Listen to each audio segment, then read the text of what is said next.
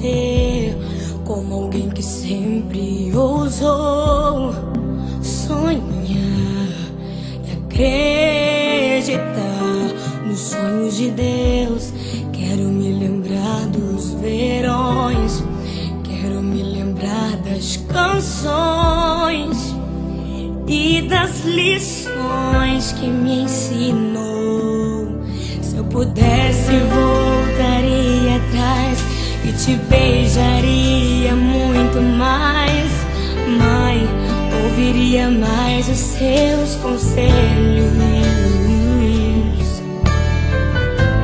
Sinto tanta falta do teu cheiro, de acariciar os seus cabelos, mas aprove a Deus te colher.